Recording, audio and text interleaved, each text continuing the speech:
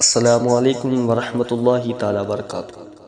محترم سامعین کرام، آج میں آپ کے روبرو ایک ایسا واقعہ لے کر کے آیا ہوں کہ جو شخص اللہ تبارک و تعالیٰ کا کلام مجید فرقان حمید کو یاد کرنے کے بعد بھول جایا کرتے ہیں، حفظ کیا اور اس کے بعد میں صورتوں کو بھول گئے، کچھ آیتیں یاد کر لیں اور ان صورتوں کو ان آیتوں کو بھول گئے، اللہ تبارک و تعالیٰ ایسے لوگوں کو کیسی سزا دیتا ہے۔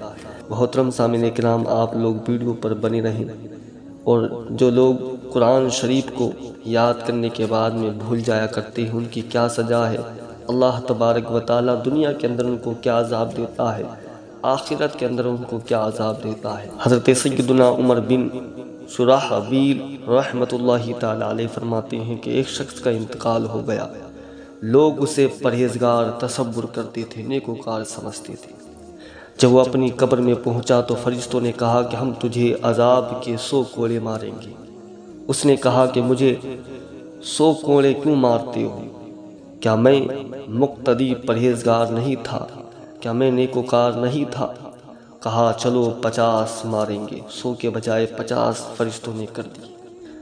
اس نے پھر حجت کی حتیٰ وہ کم ہوتے ہوئے ایک کوڑا پر آ گئی۔ بالآخر انہوں نے ایک کوڑا مار ہی دیا، جس سے پوری قبر میں آگ بھڑک گئی اور وہ مردہ جل کر کے راکھ ہو گیا۔ اسے پھر درست حالت پر لٹایا گیا تو اس نے پوچھا کہ تم نے مجھے یہ کوڑا کس وجہ سے مارا ہے؟ فرشتوں نے کہا کہ ایک دن تو نے عدم توجہ کی بنا پر بے وضو نماز پڑھی تھی، اور ایک دن ایک مظلوم نے تجھ سے فریاد کی مگر تو نے اس کی مدد نہ کی۔ حضرت سیدنا عبداللہ بن مسعود رضی اللہ تعالیٰ عنہ روایت کرتے ہیں کہ اللہ کے محبوب دانے غیوب نے ارشاد فرمایا، اللہ کے بندوں میں سے ایک کے بارے میں حکم جاری ہوا کہ اسے قبر میں 100 کوڑے مارے جائیں۔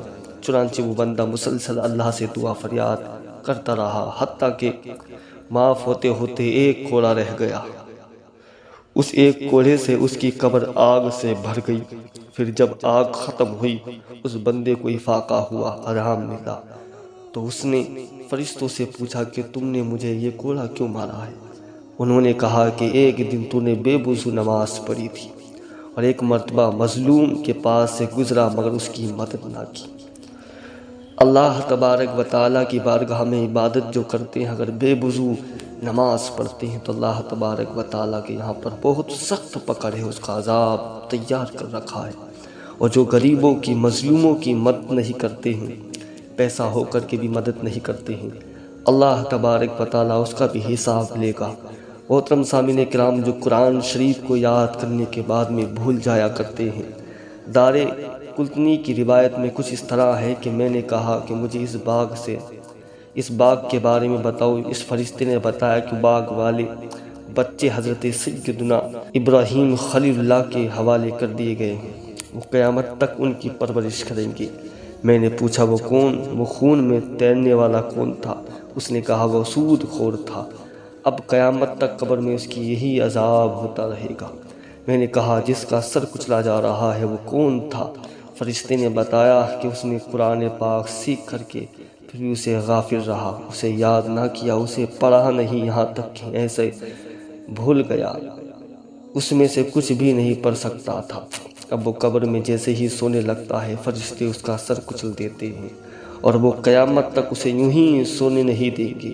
میرے دوستو، جو اللہ تبارک و تعالیٰ کی لارے کتاب قرآن مقدس کو پڑھنے کے بعد میں بھول جایا کرتے ہیں تو اللہ تبارک و تعالیٰ ان کو دنیا کے اندر بھی کوڑی بنا دیتا ہے۔ ایک روایت میں آتا ہے کہ اللہ رب العزت جو قرآن کی اگر ایک آیت کو بھی بھول جائے تو اللہ تبارک و تعالیٰ اس کو دنیا کے اندر کوڑی جیسی بیماری میں مسلط فرما دیتا ہے۔ ایک روایت میں یہ بھی آتا ہے کہ جو قرآن مقدس کو پڑھنے کے بعد میں بھول جائے، اللہ تبارک و تعالیٰ اس کو جب اٹھائے گا تو وہ شخص اندھا ہو کر کے اٹھے گا۔ ایک روایت میں یہ بھی آتا ہے کہ جو قرآن مقدس جیسی کتاب کو پڑھنے کے بعد میں بھول جائے تو اللہ تبارک و تعالیٰ اس کو یعنی کہ دنیا کے اندر بھی ذلت و رسوائی میں اس کی زندگی گزارے گا، اور آخرت میں اس کا سخت ساتھ برا یعنی کہ سختی کے ساتھ اس کے حساب لیا جائے گا، اس کا سر کچلا جائے گا، اسے نار جہنم میں ڈالا جائے گا۔ اللہ رب العزت سے دعا ہے کہ مولا کائنات پروردگار عالم ہمیں قرآن پاک پڑھنے اس پر عمل کرنے کی توفیق عطا فرمائے۔ السلام علیکم ورحمۃ اللہ وبرکاتہ۔